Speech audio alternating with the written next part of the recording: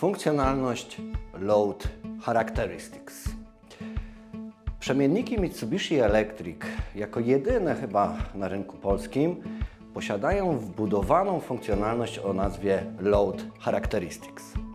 No i teraz ta enigmatycznie brzmiąca nazwa daje nam ogromne możliwości, jeżeli chodzi o wykrywanie stanów abnormalnych naszego układu napędowego. Stany abnormalne to takie stany, które świadczą albo o przeciążeniu, czyli pracujemy ponad nastawy znamionowe, bądź o niedociążeniu, czyli prąd nam spada poniżej tego, na którym przeważnie gdzieś tam pracujemy. Świetnym przykładem takiego niedociążenia jest na przykład praca z jakąkolwiek pompą. To znaczy, gdy przepływa nam woda przez naszą pompę, przez turbinę pompy, gdy pracujemy z tą wodą, no tworzy ona pewne obciążenie. Gdy wody brak, tego obciążenia również nam brakuje. No i objawia się to tym, że pobór prądu przez tą pompę diametralnie gdzieś tam spada. No i nazywamy to właśnie suchobiegiem pompy, zabezpieczeniem przed suchobiegiem pompy. Czyli na przykład pracujemy z daną pompą od bardzo dawna, no i wiemy, że pracuje ona gdzieś na poziomie 70-80% prądu znamionowego zawsze. Włączamy ją, ona pompuje sobie gdzieś tam wodę, działa na prędkości powiedzmy znamionowej 50 Hz. No i w takim normalnym stanie te obciążenia zmiennomomentowe są zazwyczaj niedociążone, to znaczy nie pracują na 100% swoich możliwości na prądzie znamionowym, tylko troszeczkę mniejszym. Więc załóżmy, że działa ona gdzieś tam powiedzmy na poziomie 80% prądu znamionowego. Jeżeli prąd znamionowy jest 10 A, to powiedzmy, że pobiera ona 8 A i to jest jej normalny prąd pracy. No i nagle otrzymujemy informację, że ten pobór prądu spada o połowę do 4 A. No i zastanawiamy się, prawda? No, zawsze było gdzieś tam 7-8 tych amperów. Co się wydarzyło? No okazuje się, że nie ma wody. Ktoś nam zamknął zawór, gdzieś tam się zrobiła jakaś dziura w rurkach. Mamy jakąś nieszczelność, cokolwiek innego. Efekt jest taki, że nie mamy wody i gdy woda nie przepływa przez łopatki pompy, no to możemy doprowadzić do jej zatarcia i uszkodzenia. Zatem z punktu widzenia napędowca, automatyka, no bardzo pożądane jest, abyśmy te wszystkie stany abnormalne, czyli odbiegające od pracy normalnej, od sytuacji normalnej, no wyłapywali, abyśmy otrzymywali odpowiednie sygnały od naszego przemiennika częstotliwości. Chcielibyśmy, żeby przemiennik częstotliwości pilnował obciążenia i mówił nam, jeżeli ono drastycznie spadnie poniżej jakiegoś poziomu, bądź wzrośnie. No i tych przykładów mógłbym Wam mnożyć naprawdę wiele. Gdy pracujemy z wentylatorem i mamy na przykład napęd pasowy, czyli mamy jakieś przełożenie zrealizowane za pomocą jakichś pasów transmisyjnych, jakichś kółeczek, przełożeń, no i znowu działamy sobie z tym wentylatorem i nagle prąd spada nam o połowę. No to może oznaczać, że się zerwał ten pas, prawda? Że nie mamy obciążenia, no po prostu zerwał się ten pas, który napędza nasz wentylator. Gdy prąd wzrośnie ponad normę, no to dla nas może być taka informacja, że jakieś ciało obce dostało się w wirnik, zatarły się łożyska tego wentylatora i teraz znacznie większy opór sprawiają przy tym ruchu obrotowym, no i skutkuje to zwiększonym poborem prądu. Albo mamy zapchany filtr tego wentylatora, czyli działamy sobie od roku, jest wszystko w porządku i nagle mamy te stany abnormalne związane z przeciążeniem, no może to również świadczyć o tym, że mamy pozapychane te filtry. No tych przyczyn może być cała masa, ale najważniejsze jest, aby tą sytuację wykryć. No i takim świetnym rozwiązaniem, takim remedium na wszystkie te stany abnormalne jest właśnie funkcjonalność, która nazywa się Load Characteristics. Jest to funkcjonalność, która jest wbudowana w struktury programowe przemienników częstotliwości Mitsubishi Electric i nie kojarzę, żeby jakikolwiek inny dostawca miał zrealizowane coś podobnego. Jeżeli się mylę i znacie taką funkcjonalność, to dajcie mi proszę znać. Na czym ta funkcjonalność polega? Zobaczcie, ja narysowałem taki wykres Kopię tego wykresu widzicie na ekranach swoich monitorów, bądź możecie zajrzeć do instrukcji obsługi, bo ja nic tutaj nowego nie tworzę. Wszystkie te rysunki, wszystkie grafiki, które widzicie, no to w znakomitej większości wypadków są wycinki z instrukcji obsługi po prostu dla danego przemiennika częstotliwości. Nie inaczej jest w tym przypadku, czyli bazujemy na instrukcji obsługi związanej z programowaniem przemiennika FRE800. No i ta funkcjonalność nazywa się Load Characteristics. No i zobaczcie, co ja tutaj narysowałem. Mamy na jednej osi obciążenie, czyli na przykład może to być moment procentowo, w procentach po prostu, gdzie mamy od 0 do 100%, bądź więcej, jeżeli mówimy o jakichś tam stanach przeciążeniowych, a na tej osi mamy częstotliwości, ok? No i na czym polega ta funkcjonalność Load Characteristics? Jest to taki kawałek programu, taki algorytm wbudowany w struktury programowe przemiennika częstotliwości, który pozwala nam zmierzyć krzywą obciążenia. Najczęściej używam tej funkcjonalności z obciążeniami zmiennomomentowymi typu pompa, wentylator, kompresor, ale bardzo często również i z tymi stałomomentowymi. Natomiast przy tych zmiennomomentowych takim dużym plusem jest to, że falownik sam sobie mierzy krzywą obciążenia.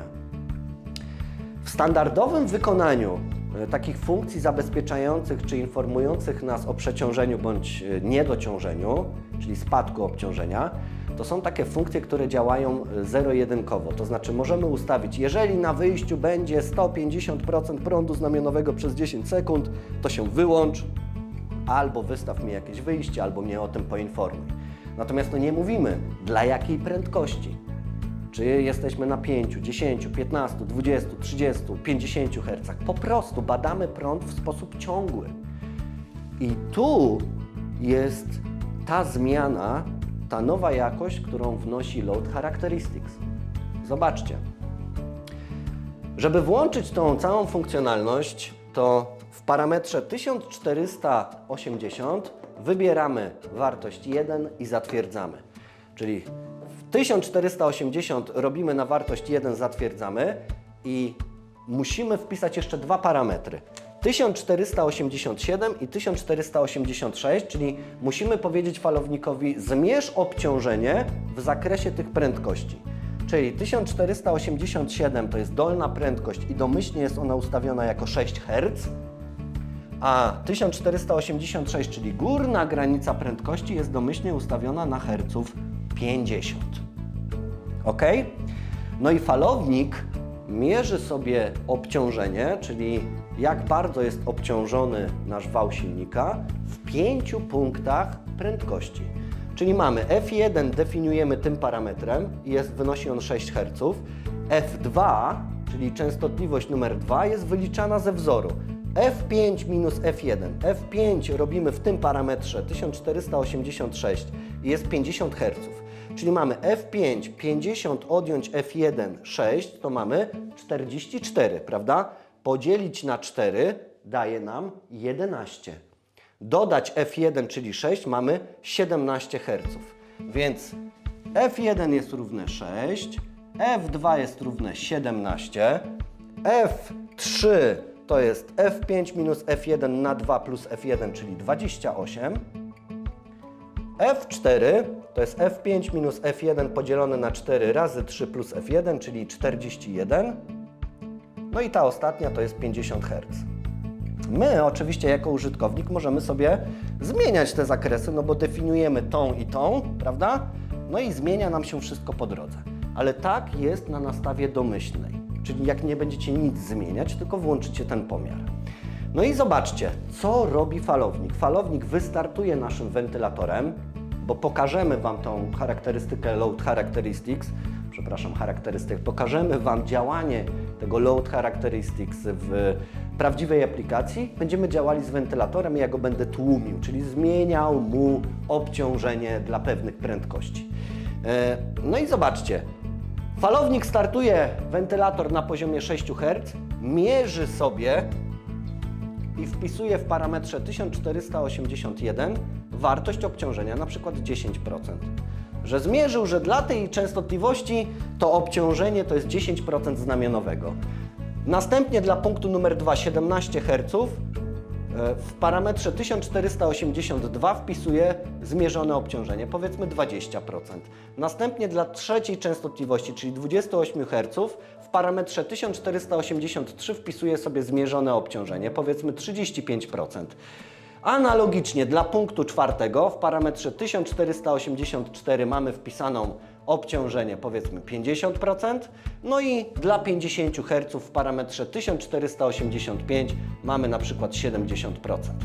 Czyli jak działamy na pełnej prędkości wentylatora, to jego obciążenie wynosi 70%, mamy 30% gdzieś tam niedociążenia. No i falownik rysuje sobie tą krzywą, czyli tą czarną krzywą sobie rysuje w swojej pamięci. Powtarzam, my jako użytkownik możemy mu zmienić te punkty badania częstotliwości i my jako użytkownik możemy ręcznie wpisać poziomy obciążenia dla tych poszczególnych punktów prędkości, dla tych 5 częstotliwości wybranych. Możemy to zrobić ręcznie albo automatycznie. Przeważnie wybieramy tą funkcję automatyczną. Dlatego w parametrze 1480 wybieramy 1, zatwierdzamy, naciskamy Start, no i falownik sam przyspiesza do 6 Hz, robi pomiar. Następnie 17, 28, 41 i 50. Trwa to dosłownie kilka sekund, słuchajcie. No i zapisuję to sobie w pamięci. Zapisuję po co? Po to, żeby mieć punkt odniesienia. I teraz my jako użytkownik robimy sobie marginesy. No i zobaczcie.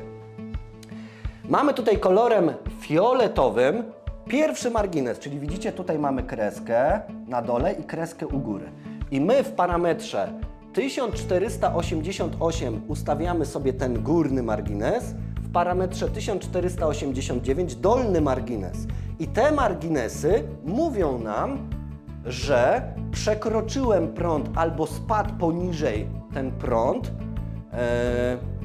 w odniesieniu do tej zmierzonej krzywej i te widełki są nastawione domyślnie na 10%. I jest to warning, ok? Czyli zobaczcie, pracujemy sobie z pompą, jesteśmy tutaj na częstotliwości 17 Hz, ok? Tu. I powinniśmy mieć obciążenie na poziomie 20%, prawda? Ale nagle spada ono nam gdzieś tutaj, jesteśmy na poziomie 15%.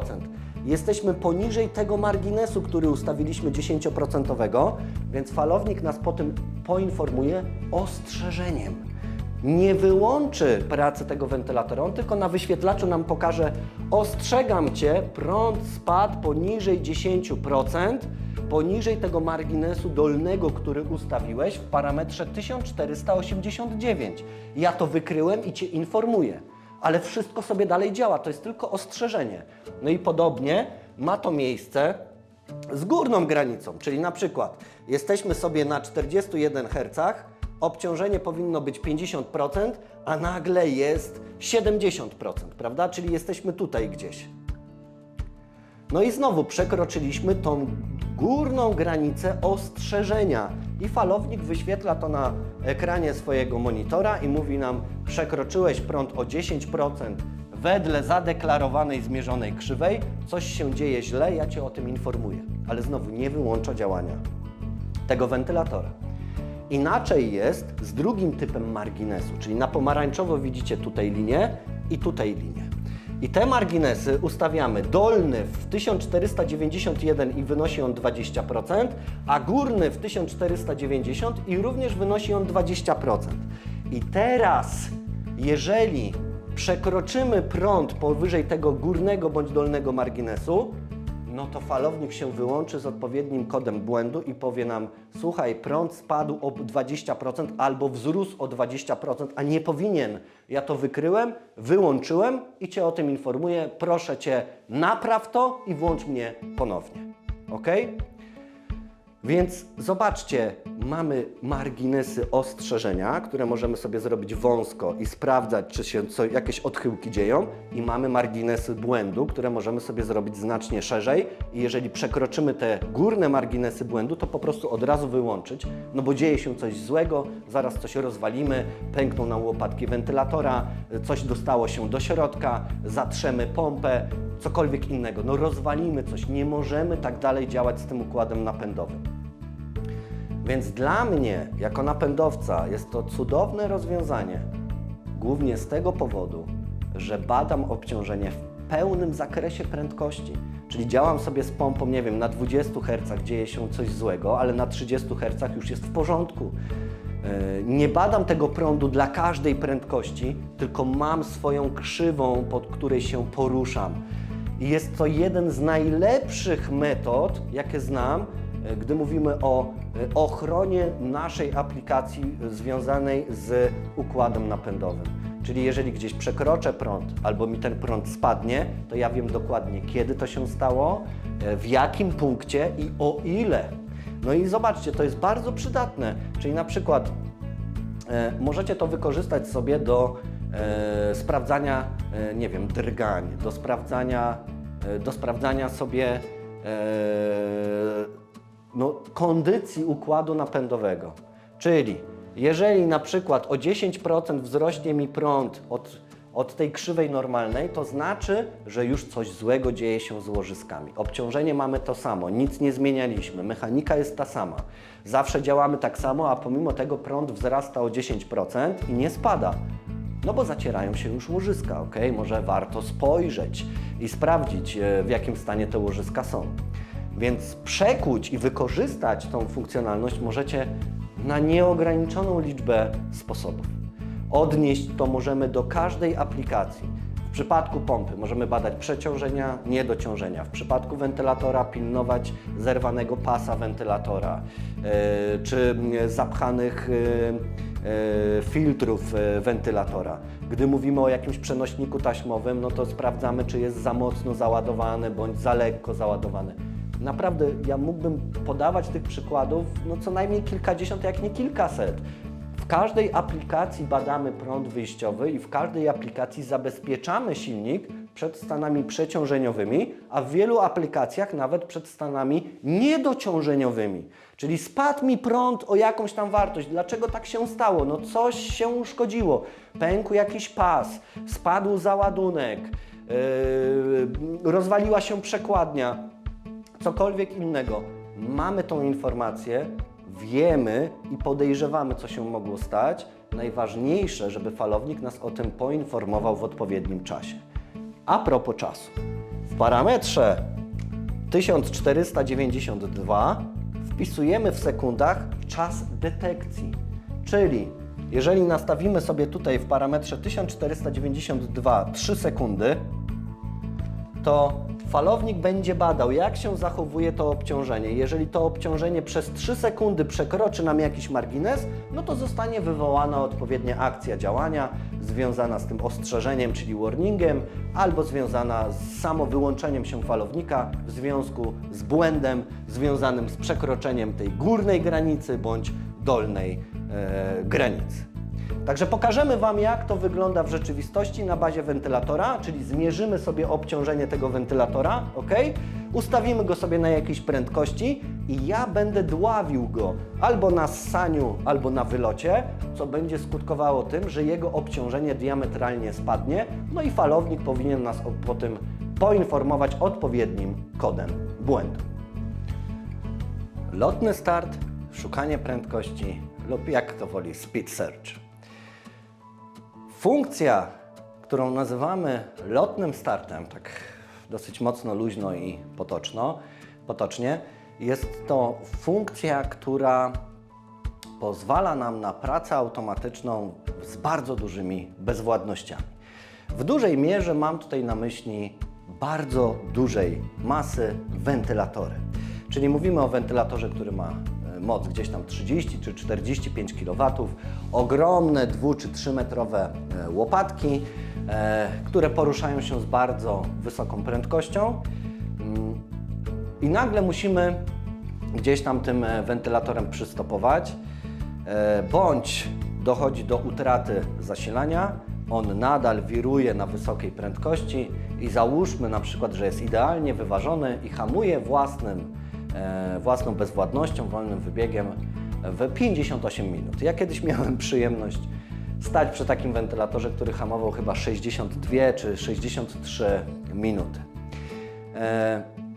Po co ten lotny start jest nam potrzebny, w jakich sytuacjach i dlaczego powinniśmy go używać. Zacznijmy od takiej hipotetycznej sytuacji związanej właśnie z tym wspomnianym wentylatorem, czyli mamy potężny wentylator. Sterujemy go z poziomu przemiennika częstotliwości, rozpędzamy go do częstotliwości 50 Hz, no i nagle mamy potrzebę nim wyhamować. Nie mamy żadnych elementów wspomagających hamowanie, czyli nie mamy rezystora hamowania, nie mamy modułu zwrotu energii do sieci. Możemy bazować tylko i wyłącznie na tych standardowych funkcjach, które mamy wbudowane w struktury przemiennika częstotliwości. No i może się okazać, że hamowanie takim wentylatorem może zająć nam nawet kilka, jak nie kilkanaście minut. Czyli mam na myśli ten parametr 8, PR8, gdzie wpisujemy rampę deceleration, tą rampę hamowania, że od 50 Hz do 0 hamujemy w odpowiednim czasie.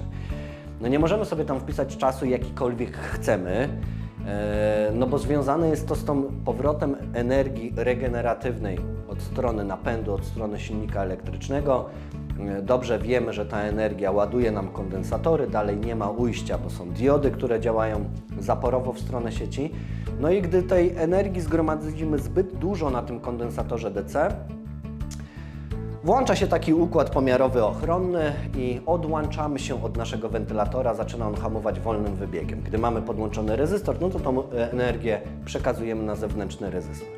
Ale mamy taką sytuację, a nie inną. Nie mamy żadnych elementów wspomagających hamowanie. Jak wspominałem, w parametrze 8 wpisaliśmy 10 minut i gdzieś tam w 10 minut hamujemy, a chcemy to wykonać natychmiast, prawda? Mamy jakąś tam produkcję, chcemy, nie wiem, produkujemy jakieś szkło, musimy je bardzo szybko wychłodzić, bądź produkujemy cokolwiek innego i mamy taką potrzebę, że potrzebujemy przyspieszyć po prostu tym wentylatorem w danej chwili czasu. No i teraz co mamy do wyboru? Więc wyobraźmy sobie taką sytuację, że działamy z tym wentylatorem ogromnym, mamy 50 Hz i nagle chcemy zahamować. Hamujemy w te 10 minut, czyli naciskamy stop, on powoli sobie gdzieś tam hamuje, czekamy te 10 minut, po 10 minutach znowu naciskamy start, i znowu mamy taką potrzebę, żeby szybko wyhamować. Możemy sobie pomóc tutaj właśnie funkcją, która nazywa się lotny start, szukanie prędkości speed search. Ta funkcja polega na tym, że musimy włączyć w falowniku stop jako wolny wybieg. Czyli w parametrze 250 ustawiamy sobie wartość 0 i wtedy, gdy naciśniemy przycisk stop, czyli wyłączymy start, zdejmiemy sygnał STF bądź STR, gdy sterujemy sobie tym wentylatorem, to po prostu falownik odłącza się od tego wentylatora. Klucze tranzystorowe się otwierają. Sytuacja jest bardzo podobna, jakbyśmy wzięli siekierę i przecięli po prostu fizycznie te kable siłowe łączące falownik z naszym silnikiem elektrycznym i ten wentylator po prostu hamuje swoją własną bezwładnością, prawda? Hamuje bardzo powoli. Gdy włączymy sobie ten lotny start, to możemy przejąć ten wentylator w locie. To znaczy, mamy tą sytuację, że działamy sobie z wentylatorem na 50 Hz, i nagle chcemy nim, mamy na przykład utratę zasilania. Czyli działamy sobie z wentylatorem, nagle nie ma prądu, nie ma napięcia, wentylator zaczyna hamować wolnym wybiegiem, wraca nam na przykład po 10 sekundach to zasilanie, i co? Gdy naciśniemy ponownie start, wentylator jest na przykład na prędkości 45 czy 40 Hz, z tymi potężnymi łopatkami. Gdy znowu naciśniemy start, to dojdzie nam do przepięcia, czyli falownik stara się przejąć ten wentylator, to znaczy rozkręcić go na jakieś tam częstotliwości, podaje w stronę silnika jakieś napięcie i prąd, prawda? Natomiast z racji tego, że wentylator ciągle wiruje, to jest on potężnym generatorem i wytwarza potężną ilość energii, która wraca do naszego przemiennika częstotliwości. I te dwa potencjały się spotykają. Im większa bezwładność wentylatora, więcej energii wraca i nie daj Boże, chcielibyśmy go znowu włączyć na gdzieś tam poziomie 50 Hz, dochodzi nam do przepięcia. I te przepięcia są naprawdę bardzo problematyczne, bo może się okazać tak, że taki wentylator naciśniecie start tylko raz, dojdzie do przepięcia i może nawet dojść do wybuchu tych kondensatorów DC, które macie wbudowane w struktury falownika, a już raczej jestem pewien, że dojdzie do awarii jakiegoś modułu mocy. Po prostu przepięcie zabije nasz przemiennik częstotliwości. Może również dojść do uszkodzenia silnika. Dlatego nie możemy robić takich sytuacji. Czyli mamy wirującą jakąś bezwładność, na jakiejś prędkości nie możemy ponownie nacisnąć start, gdy mówimy o dużej bezwładności. No bo jak mamy tam malutki wentylatorek osiowy, który hamuje sobie w 5 sekund, no to raczej nic złego się nie stanie. Ta funkcja lotnego startu. Działa ona świetnie i wspaniale. Czyli kręci się wentylator, naciskamy start, wykonujemy lotny start, falownik próbkuje sobie, na jakiej częstotliwości pracuje wentylator i po prostu się z nim synchronizuje i znowu go przejmuje i zaczyna nim operować. Bardzo płynnie to wygląda. Możecie sobie wyobrazić wirujący wentylator, delikatnie on zaczyna hamować, włączamy falownik, nie widzimy żadnego przycięcia, on po prostu nagle znowu zaczyna się coraz szybciej gdzieś tam obracać. No i teraz w jaki sposób przygotować przemiennik do pracy z szukaniem prędkości z tą funkcją lotnego startu? W zasadzie nie musimy robić za wiele, gdy mamy sterowanie wektorowe i wykonany autotuning silnika. Ja o tym nie wspominałem wcześniej, ale gdy wykonujemy ten autotuning silnika, to również są brane wytyczne dla regulatorów, które zarządzają tym właśnie lotnym startem. Więc gdy mamy tryb wektorowy włączony i wykonany ten autotuning silnika, no to w zasadzie jedyne co musimy zrobić, to włączyć ten lotny start w parametrze 162. Troszkę więcej musimy zrobić, gdy pracujemy z obciążeniami zmiennomomentowymi typu pompa, wentylator, kompresor w trybie skalarnym U/F, bo tam nie mamy potrzeby wykonywania autotuningu. Ale uwaga! W przemiennikach Mitsubishi Electric, nawet w trybie skalarnym, macie dostęp do autotuningu w trybie offline, czyli bez obrotu wału silnika, tylko i wyłącznie dla lotnego startu. Oczywiście nie ma potrzeby tego robić, bo działa to świetnie bez autotuningu i zaraz Wam pokażę jak. Czyli pierwsza rzecz, jaką robimy, to w parametrze 162 aktywujemy ten lotny start globalnie. No i teraz mamy do wyboru dwie opcje. Wartość 0 i 1, czyli wykonuj lotny start przy pierwszym starcie.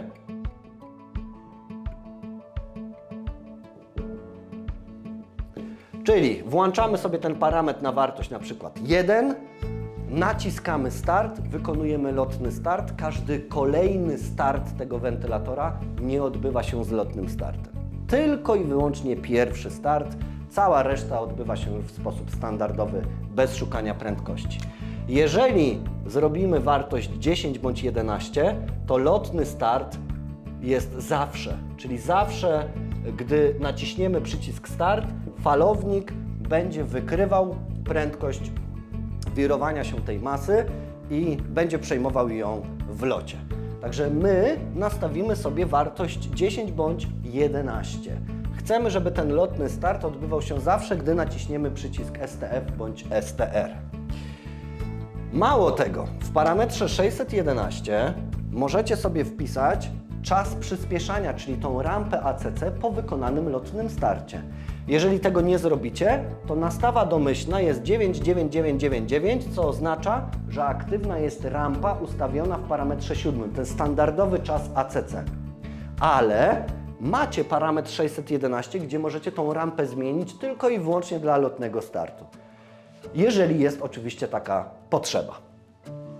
W parametrze 299 wybieramy wartość 0 bądź 1 w zależności od tego, czy chcemy, aby lotny start również sprawdzał kierunek wirowania. Czyli jeżeli działamy z wentylatorem, który zawsze działa tylko w jednym kierunku, to nie musimy wybierać tego parametru.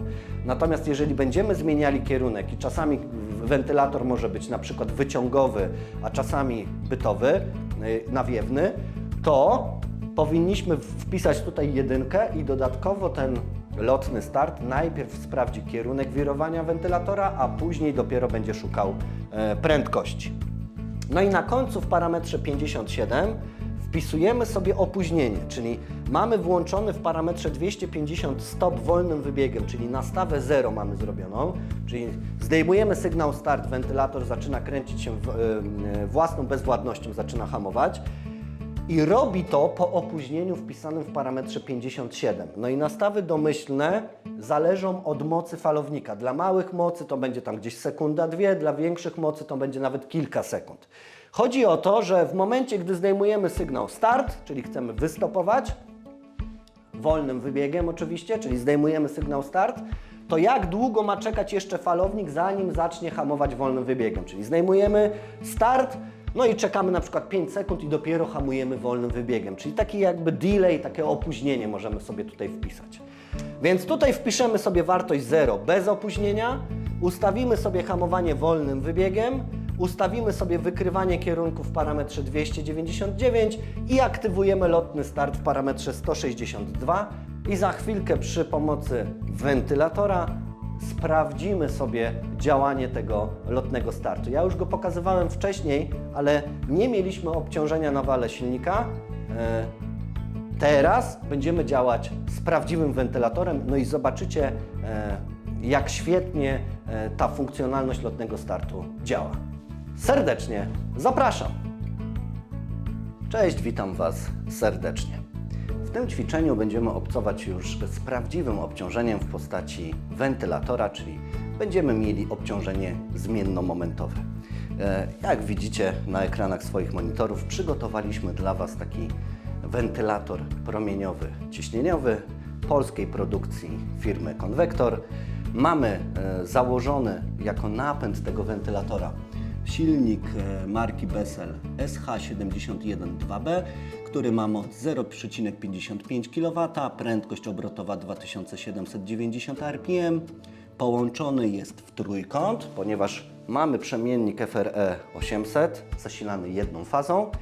No i podajemy na silnik 3 fazy po 230 VAC. Zatem łączymy silnik w trójkąt, stojan silnika w trójkąt i pobór prądu to jest 2,35 ampera. No i za pomocą tego stanowiska postaramy się przygotować nasz wentylator do takiej podstawowej pracy, czyli to, co robiliśmy wcześniej, przygotowanie taki w podstawowy sposób naszego przemiennika częstotliwości, nasz cały układ napędowy w chwili obecnej z wentylatorem, do takiej podstawowej pracy. No i jak wyglądają nasze założenia? Nasze założenia wyglądają w ten sposób, że chcemy podawać sobie sygnał startu z zewnątrz, czyli podłączamy dwa przyciski STF i STR pod zaciski wejść cyfrowych STF i STR, czyli mamy start w prawym i start w lewym kierunku.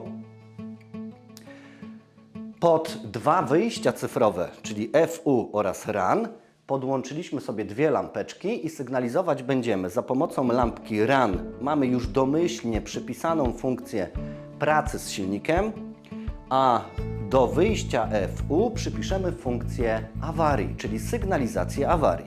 Czyli raz jeszcze mamy dwa sygnały cyfrowe, start w prawo, w lewo i dwie lampki, które będą nam podawały statusy, czyli pracuje z silnikiem, funkcja RAN, którą mamy domyślnie przypisaną do zacisku RAN, oraz do zacisku FU przypiszemy funkcję alarmu, czyli błędu. Prędkość podawać będziemy za pomocą naszego zadajnika 0,10 VDC i 420 mA, który podpięty mamy pod oba porty. Pod port analogowy drugi, czyli pod terminal numer 2, który domyślnie, przypominam, pracuje w standardzie 0,5 VDC, ale możemy go przestawić na 0,10 VDC, i drugi terminal numer 4, który w standardzie pracuje z pętlą prądową 420 mA. Więc tak wyglądają takie ogólne założenia do naszej aplikacji. Chcemy kontrolować prędkość naszego wentylatora, ale to nie koniec. Ustawimy sobie hamowanie jako wolny wybieg i nastawimy pracę automatyczną z lotnym startem. W jednym z ćwiczeń takich, gdzie mieliśmy samą makietę naszego silnika, pokazywałem, jak ten lotny start pracuje, natomiast mieliśmy bardzo małą bezwładność na wale silnika. Teraz zaobserwujecie, jak to tak naprawdę wygląda. Czyli ustawimy sobie pracę automatyczną, zasymulujemy sobie zanik napięcia, wyłączymy zasilanie główne, wentylator będzie hamował wolnym wybiegiem, my w trakcie hamowania tego wentylatora ponownie podamy sygnał start i będziemy starali się synchronizować z tym wentylatorem, czyli wykonamy operację szukania prędkości lotnego startu. Na sam koniec tego ćwiczenia chciałbym Wam pokazać taką ciekawą funkcjonalność, która nazywa się Load Characteristics. No i ja bardzo długo mówiłem na jej temat we wstępie teoretycznym, więc nie ma powodu, abym się powtarzał. Load Characteristics to jest taka funkcja, za pomocą której możemy zmierzyć sobie obciążenie, jakie mamy na wale silnika dla różnych prędkości. Możemy to zrobić w sposób ręczny bądź w sposób automatyczny, co wykonamy w trakcie tego ćwiczenia. Czyli nastawimy jeden parametr, falownik będzie sobie rozpędzał nasz wentylator od 0 Hz do 50 Hz i będzie wykonywał 5 punktów pomiarowych i będzie rysował w swojej pamięci krzywą obciążenia, krzywą momentu. My jako użytkownik możemy nastawić sobie dwa marginesy, górne oraz dolne. Czyli mamy naszą krzywą momentu i możemy powiedzieć, w jakim zakresie, z jakimi odchyłkami ten moment może nam się zmieniać. No i przydatne to jest naprawdę w wielu sytuacjach, czyli możemy sobie badać niedociążenia pomp, przeciążenia wentylatorów, możemy badać obecność pasa transmisyjnego, czy jest może za ciasny, czy za luźny, czy może się zerwał. Jesteśmy w stanie za pomocą pomiaru prądu sprawdzić, czy wszystko jest ok z naszym układem napędowym.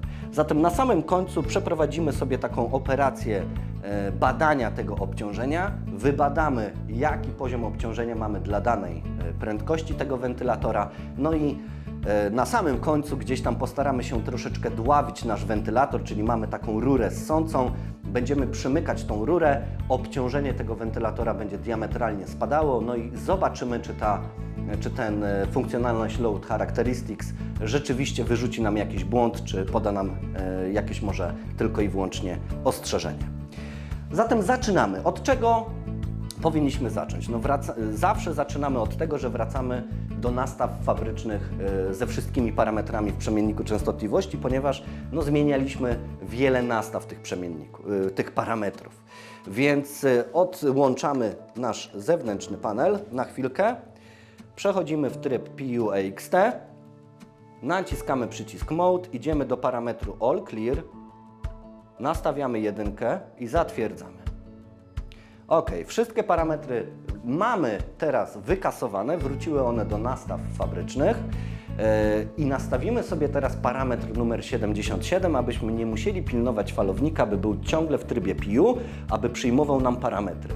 Zatem jeżeli nastawimy parametr 77 na wartość 2, nie musimy pilnować trybu PU, w każdym trybie przemiennik przyjmie nam parametry. Zaczynamy od wpisania tabliczki znamionowej silnika. Jak już to przerabialiśmy wielokrotnie wcześniej, w parametrze trzecim wpisujemy częstotliwość znamionową, ale domyślnie jest ona wpisana na poziomie 50 Hz. Zatem idziemy do parametru numer 9 i wpisujemy nasz prąd znamionowy, odczytany z tabliczki znamionowej silnika. Jest to 2,35 A. W parametrze 19 natomiast wpisujemy napięcie naszego silnika 230 VAC.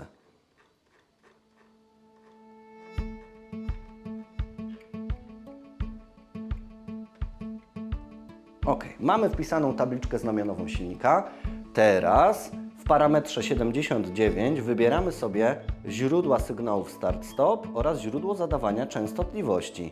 My chcemy pracować w trybie externals, dlatego zostawiamy nastawę 0 i za pomocą przycisku PU-AXT będziemy się przełączali pomiędzy trybem PU a AXT.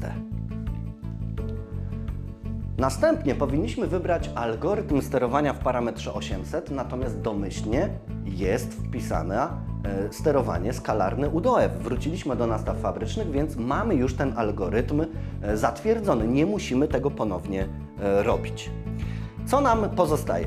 Mamy podłączone przyciski pod wejścia cyfrowe STF i STR. One domyślnie są ustawione jako start w prawo i start w lewo. Domyślnie mamy też ustawioną lampkę RUN. Jedyne co musimy zmienić to funkcję przy wyjściu FU. Robimy to w parametrze 191. Domyślnie ta lampeczka FU pokazuje nam detekcję częstotliwości i domyślnie po przekroczeniu 6 Hz ta lampka się zapala. My chcemy tutaj przypisać funkcję awarii, czyli robimy nastawę 99. I ta lampeczka FU już będzie nam wskazywała awarię. Teraz w parametrze 250 wybierzemy sobie hamowanie wolnym wybiegiem, czyli tutaj robimy nastawę 0. W parametrze 250 po prostu robimy nastawę 0. Oj, przepraszam, wcisnęło mi się 0,1. Mamy 250 nastawione na wartość 0, czyli mamy hamowanie wolnym wybiegiem naszego wentylatora. No i teraz nastawimy sobie szukanie prędkości, czyli lotny start. Robimy to w 3 parametrach. W parametrze 162 ustawiamy, kiedy ten lotny start ma mieć miejsce. No jak nastawimy sobie tutaj 10, to znaczy, że przy każdym wyzwoleniu sygnału start, czyli po wyzwoleniu terminalu STR bądź STF, te szukanie prędkości będzie się odbywało, a o to nam przecież chodzi. Nie wiemy nigdy, gdy będziemy mieli zanik zasilania, prawda? Następnie w parametrze 299 określamy, czy to szukanie prędkości ma się odbywać również z szukaniem kierunku. Czyli czy algorytm w naszym przemienniku częstotliwości ma również sprawdzać kierunek obrotu naszego wentylatora, czy nie? No oczywiście, że chcemy, aby sprawdzał nam kierunek, bo możemy go zmieniać. Więc w parametrze 299 robimy nastawę 1 i na końcu parametr 57 nastawiamy na wartość 0.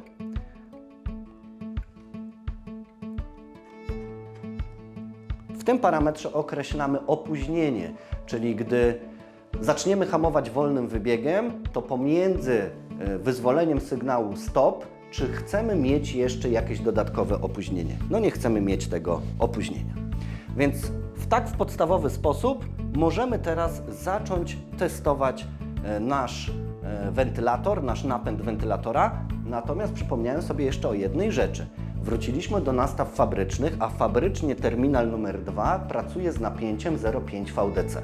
Zatem musimy iść jeszcze szybciutko do parametru 73 i zmienić standard wejścia analogowego pod terminalem numer 2 na 0,10 VDC, czyli zatwierdzamy wartość 0 w parametrze 73.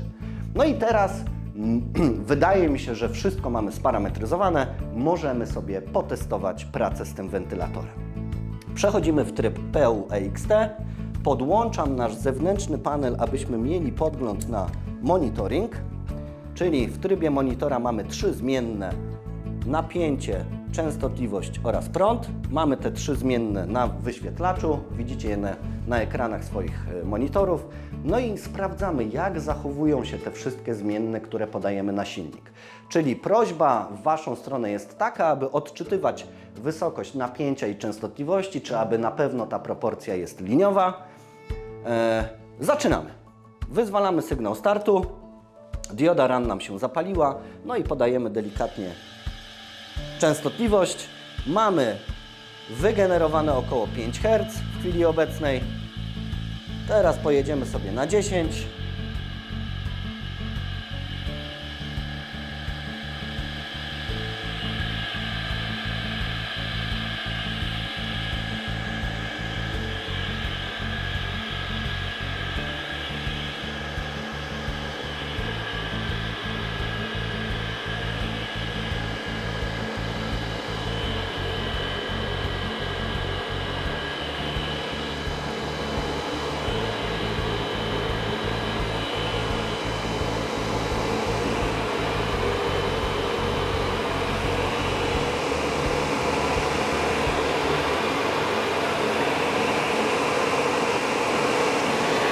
I hamujemy wolnym wybiegiem. Czyli zobaczcie, zdjąłem sygnał start, a nasz wentylator hamuje wolnym wybiegiem. No i naciskamy sygnał start, czyli przeprowadzimy opcję lotnego startu.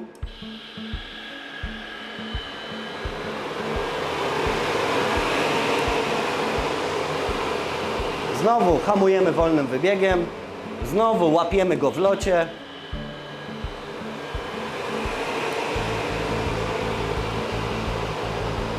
Widzicie, jak ten lotny start pięknie działa? Gdybyśmy nie włączyli tego lotnego startu, no to zobaczcie, wentylator działa na wysokich obrotach. Gdy podamy napięcie od strony falownika, no będziemy mieli przepięcie, ponieważ napięcie wraca od naszego wentylatora po kabelkach do falownika, a my chcemy go wkręcić na pewne obroty, więc też podajemy napięcie w jego stronę. I wielokrotnie możemy w ten sposób uszkodzić ten wentylator. No zobaczcie, on się nadal kręci, gdzieś tam na poziomie 10 Hz powiedzmy, no i ja naciskam sygnał start i zobaczcie, jak ta synchronizacja płynnie wygląda.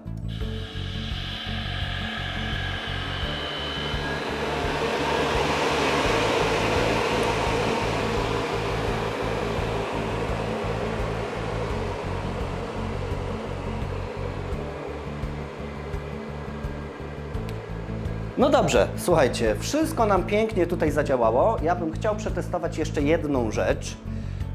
To znaczy, ustawimy sobie teraz wartość parametru 0, czyli podbicie momentu startowego, które mamy domyślnie ustawione tam na wartość, no zaraz sobie zobaczymy. Czyli odłączam zewnętrzny panel na chwilkę, przechodzimy, naciskamy przycisk Mode, idziemy do parametru numer 0 i sprawdzamy. No mamy tutaj podbicie momentu ustawione na wartości 6%. No i wiecie już dokładnie, dlaczego to robimy, ponieważ przy niskich prędkościach podajemy ultra niskie napięcie na zaciski stojana silnika, występuje tam spadek napięcia i to jest właśnie kompensacja tego spadku napięcia. No to teraz ja wysteruję ten parametr na wartość 0, ok?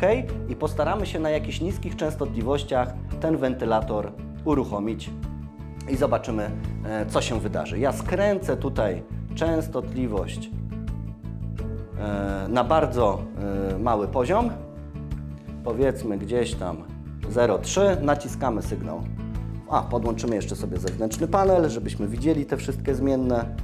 Naciskamy przycisk F3, żeby przejść do trybu monitora, tego tam, gdzie mamy 3 zmienne. No i naciskamy sygnał start. No i zobaczcie, my podajemy gdzieś tam 7 V, pół ampera. Zwolnimy sobie.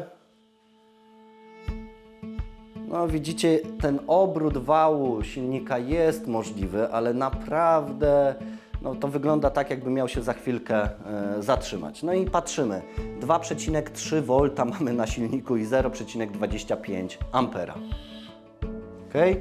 Wyłączam sygnał startu. Zmienimy sobie ponownie nastawę parametru 0 na 6%, tak jak mieliśmy. No i powtórzymy tą operację, czyli na tej niskiej prędkości go sobie wysterujemy raz jeszcze i porównamy sobie te wszystkie zmienne. No i zobaczcie, no mamy już teraz 18, prawie 19 V. Jak go skręcimy na najniższą możliwą prędkość, czyli 0,1 V, pół Hz, mamy 16 V.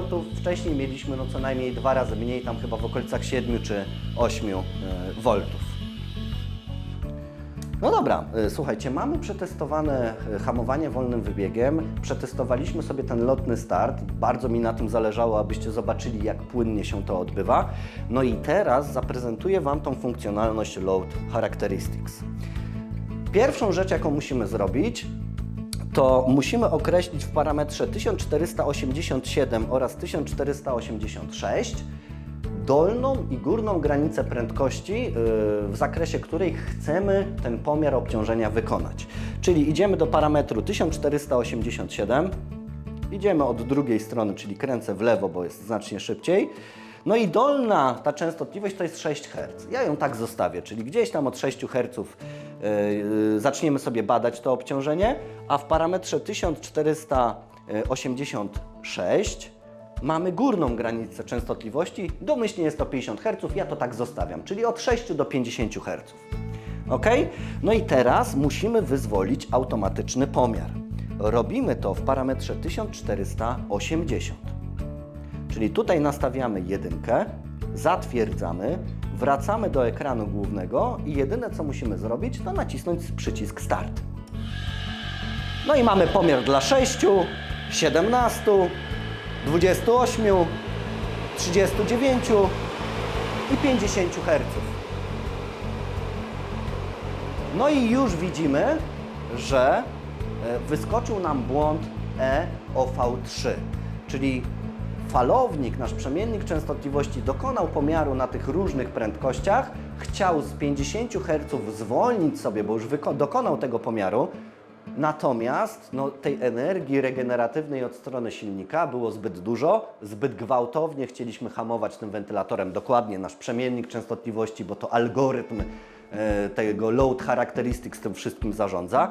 No mamy błąd, który nam mówi zbyt wysokie napięcie podczas operacji hamowania, czyli albo musimy wydłużyć rampę DEC, albo dołożyć rezystor hamowania, albo poradzić sobie w jeszcze inny sposób i ja pokażę Wam te metody hamowania w kolejnym ćwiczeniu.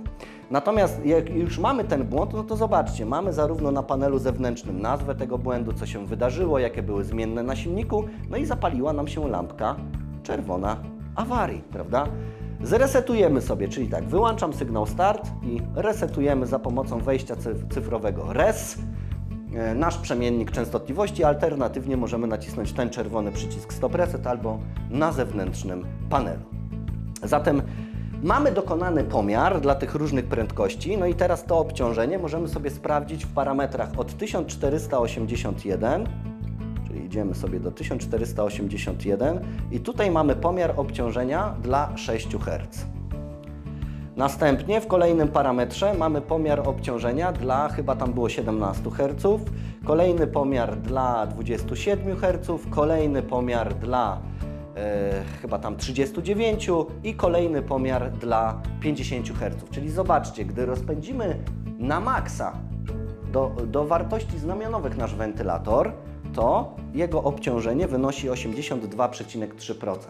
Czyli znakomita większość właśnie wentylatorów, pomp, z którymi działamy, no są niedociążone, czyli sterujemy je na 100%, prawda? Pracują na prędkości znamionowej, natomiast nie pobierają prądu znamionowego i nie generują 100% momentu. Jak widzicie, jest to dokładnie 82,3%, więc tam blisko 18% momentu mamy jeszcze zapasu na tym silniku, prawda?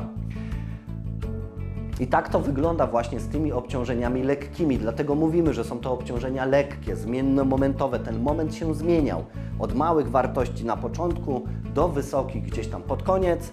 No i ten moment związany jest w kwadracie z prędkością, czyli dwukrotne zwiększenie prędkości tego wentylatora skutkuje czterokrotnym wzrostem momentu. No dobrze, słuchajcie, mamy zrobiony ten pomiar, czyli przemiennik częstotliwości wyrysował sobie już krzywą obciążenia dla tych różnych prędkości naszego wentylatora. No i my teraz w kilku parametrach jesteśmy w stanie ustawić sobie progi zarówno przeciążenia, jak i ostrzeżenia. Ostrzeżenie od błędu różni się tym, że tylko na wyświetlaczu falownik nam mówi, że na przykład przekroczyliśmy prąd albo jest zbyt niski prąd, ale nic z tym nie robi, tylko nas informuje. Natomiast błąd zatrzymuje nam pracę całego urządzenia, czyli następuje akcja samowyłączenia związana z jakąś usterką, w tym konkretnym naszym przypadku przekroczenia prądu bądź niedociążenia. No i teraz nasze warningi, czyli ostrzeżenia, robimy w parametrach 1488, to jest górne ostrzeżenie, czyli gdy przekroczymy prąd. No i teraz nastawiamy sobie wartość. Domyślnie jest to 20%, czyli jeżeli o 20% gdzieś tam przekroczymy tą krzywą, którą zmierzyliśmy, to dostaniemy ostrzeżenie. W parametrze 1489 mamy dolny margines, czyli gdy nam prąd spadnie o 20%, to ma mi dać ostrzeżenie, ma wyświetlić ten warning. No i on też jest domyślnie ustawiony na 20%. Następnie w parametrze 1490 włączamy górny margines błędu. Czyli w parametrze 1490 ustawiamy sobie górny błąd jako 20% sobie ustawimy. I w 1491 to samo, czyli jeżeli o 20% przekroczy nam prąd na wyjściu w porównaniu do zmierzonej krzywej albo spadnie, no to przemiennik powinien się wyłączyć z odpowiednim kodem błędu. No i zaraz sobie to przetestujemy. Będziemy obserwowali teraz nasz wyświetlacz, ok? Możemy sobie nawet wyświetlić poziom momentu na tym wyświetlaczu zewnętrznym, czyli w tych 3 liniach możemy sobie robić co chcemy. My jako użytkownik możemy sobie tam przydzielać funkcje i wyświetlać sobie co dokładnie chcemy i za chwilę sobie to zrobimy. Robimy to dokładnie w parametrach 774, 775 i 776, czyli dokładnie 3 linie możemy sobie zmienić. Na dole, tam gdzie mamy częstotliwość, czyli w linii pierwszej, czyli w parametrze 774, wyświetlimy sobie wartość obciążenia, czy tam momentu 774, wchodzimy. My chcemy sobie wyświetlić tutaj wartość 17, czyli wartość obciążenia na wale silnika w procentach. OK. No i zobaczcie, w tej pierwszej linii mamy load meter w 0,0%.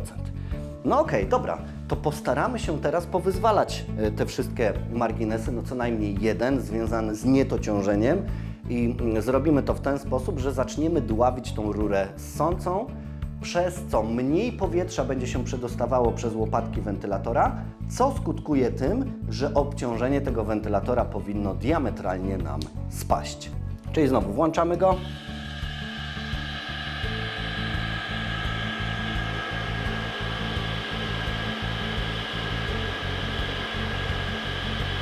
I spróbujemy go zdławić.